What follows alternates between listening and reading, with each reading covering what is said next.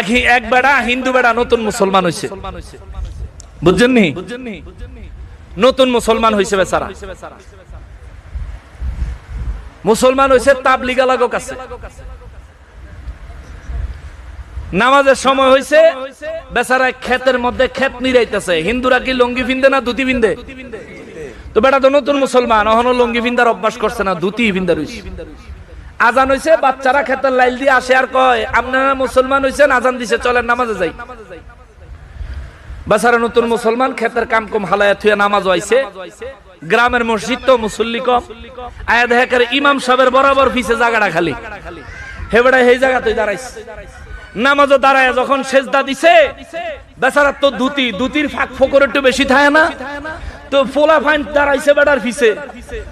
মুরব্বীরা নামাজের সেজদা দিলে ফোলা ফাইনে কিন্তু মাথা উড়ে উড়ে দেখে কাটায় কি করে, দুষ্টামি করে না। ফোলা ফাইন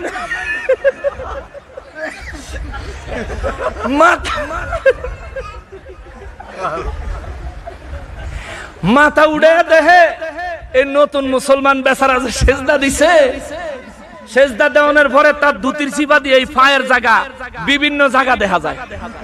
তো বাচ্চা মানুষ তো ওরা বুঝে নাই, ওরা পিছন থেকে দাঁড়ায়া পাছার মধ্যে দিছে লাথি। এ বেচারা তো নতুন মুসলমান, বেড়ায় মনে করছে নামাজ বুঝি এইটাই। নামাজের ভিতরে মনে হয় সামনের মুসল্লির লাথি না দিলে নামাজ।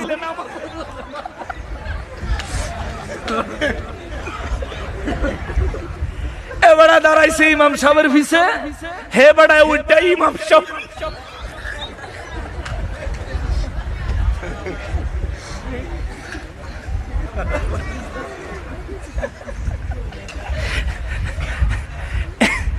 এমন এক লাথি দিছে ইমাম সাহেবের পল্টি দিয়ে।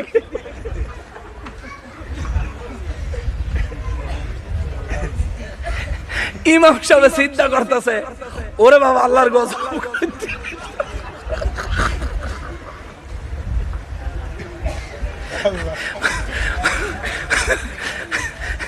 মসজিদের ভিতরে কি শুরু হইলো? কিয়ামত।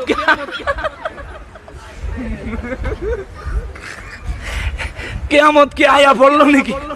ঘটনা নাকি?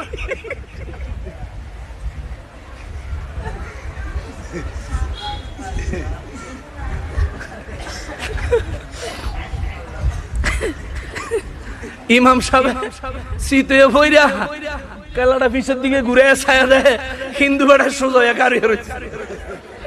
কয় আপনি কারিয়ে রয়েছেন কা? কয় একটা দিছি, কয় আরেকটা দিবেন নাকি?